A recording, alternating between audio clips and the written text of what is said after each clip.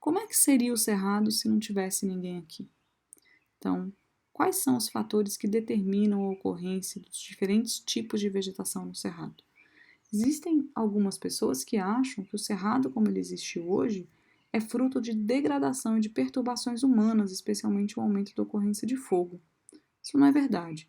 O Cerrado queima naturalmente entre 4 e 9 milhões de anos, então é uma vegetação extremamente antiga, está aqui no Brasil Central há muito mais tempo do que existe gente como a espécie humana que a gente conhece e do que existe gente na América do Sul.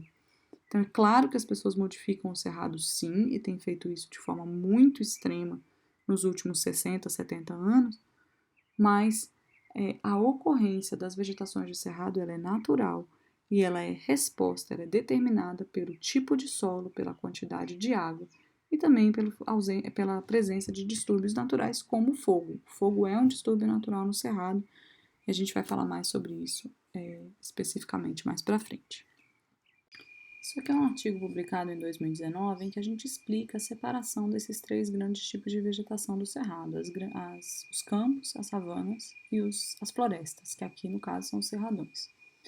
Te mostra que existe uma barreira que não permite que os campos virem savanas e as savanas virem florestas, e essa barreira se dá devido às condições do solo, especialmente em relação à fertilidade e à capacidade de retenção de água do solo. Então, em lugares em que o solo é muito raso, ou que alaga muito, ou que ele é muito raso e tem rocha embaixo, a gente não vai ter muitas espécies lenhosas se estabelecendo e vai ter os campos. Em lugares em que o solo é mais propício para a ocorrência de plantas lenhosas, mas também não é tão fértil e não tem uma capacidade de retenção de água nem muito grande nem muito pequena, a gente vai ter as savanas. Então vamos falar do que é, quais são os determinantes da vegetação no cerrado. Então, a vegetação no cerrado, primeiro, em escala macro, né, se você pensar, por que existe cerrado no centro do Brasil? Porque a precipitação no centro do Brasil é sazonal. Tá? O cerrado é uma savana, como outras savanas do mundo, porque existe uma estação seca e uma estação chuvosa. Não é porque chove pouco, porque no cerrado chove em média 1.500 milímetros por ano. 1.500 milímetros não é pouco, isso faz do cerrado uma savana úmida, na verdade, em relação a outras savanas do mundo. O que acontece e que determina o clima dessa região é a precipitação sazonal, com os nossos invernos secos e os nossos verões chuvosos. Numa escala mais regional ou até local, o que determina o tipo de vegetação de cada área é a fertilidade e a drenagem do solo, a origem do solo. Né? Então, tanto a geologia quanto o clima são determinados, ajudam a determinar isso. Então, áreas de solo calcário vão normalmente dar origem a áreas de mata seca.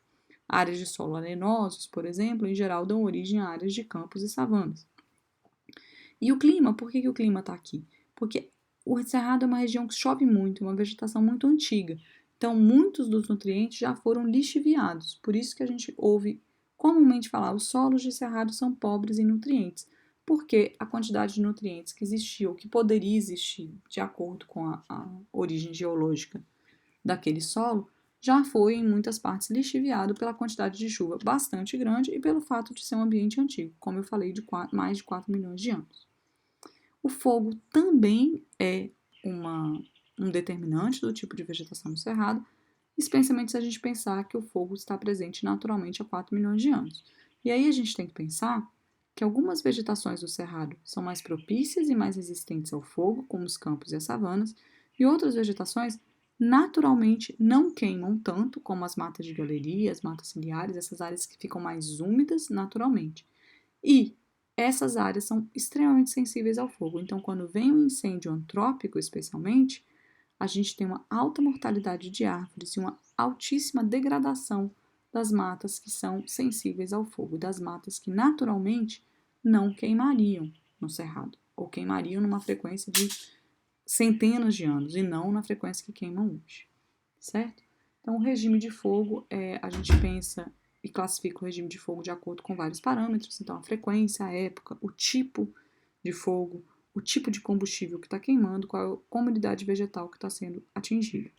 E aí é só a gente pensar que o fogo antrópico está presente no Cerrado há pelo menos 8 mil anos, e nos últimos 60 anos ele obviamente tem ficado muito mais frequente, muito mais intenso, E os incêndios provocados por humanos no auge e no final da época seca têm consequências ecológicas gravíssimas para todos os ambientes de cerrado e especialmente aquelas matas que não são resistentes ao fogo.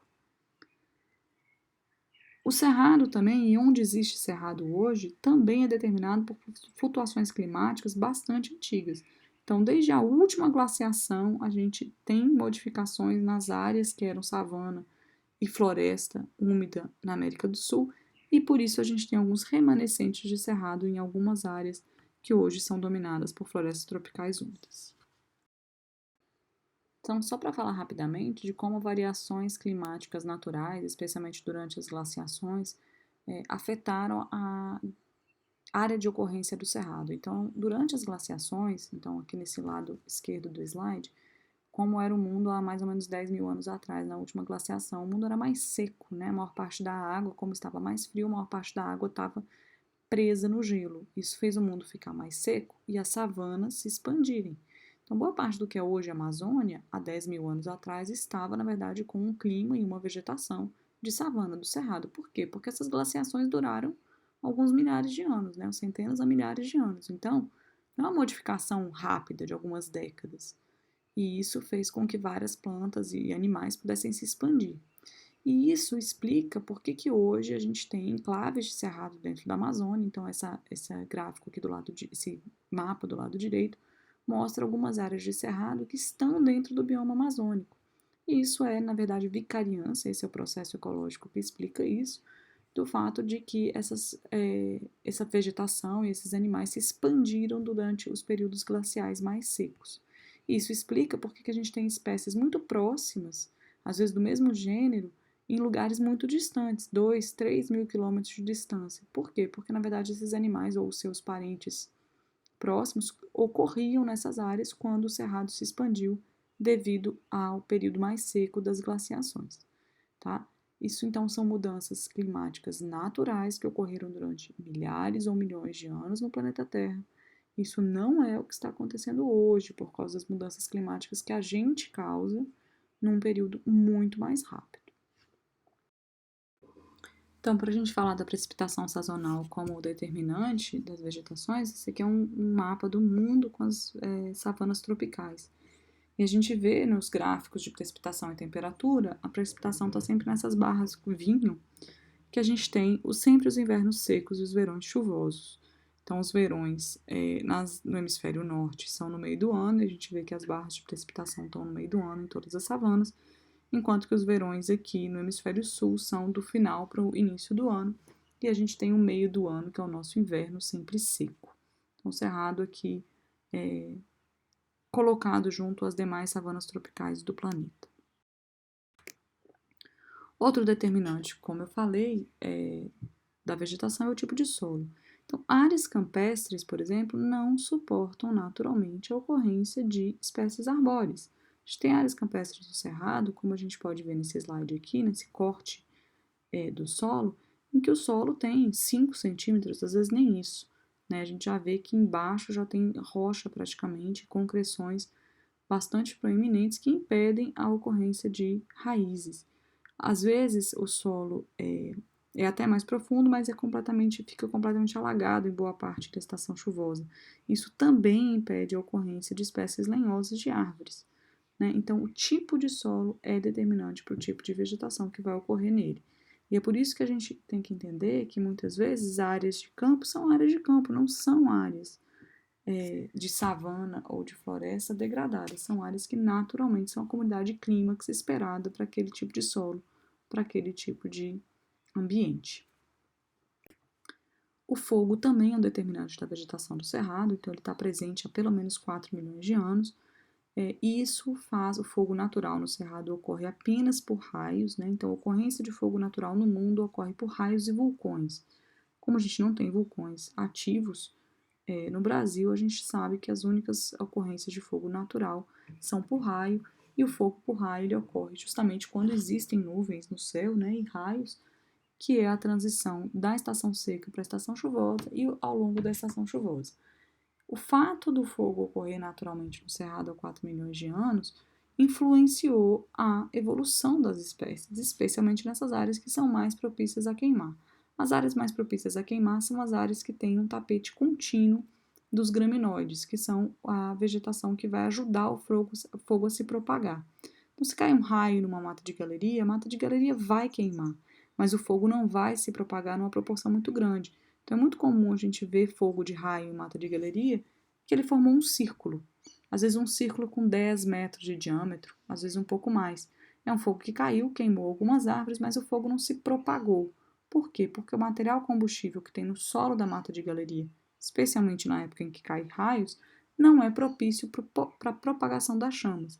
Ao contrário de gramíneas que passaram a seca inteira sem fazer fotossíntese, então as folhas são finas, tem muito ar entre as folhas, elas estão em pezinhas e elas estão secas. Então, se cai um raio no final da estação seca, início da estação chuvosa, em que as gramíneas ainda não produziram muita biomassa nova, o fogo vai se propagar mais rapidamente nessa biomassa de gramíneas secas. Então, naturalmente, a ocorrência desse fogo certamente selecionou espécies capazes de conviver com o fogo no cerrado.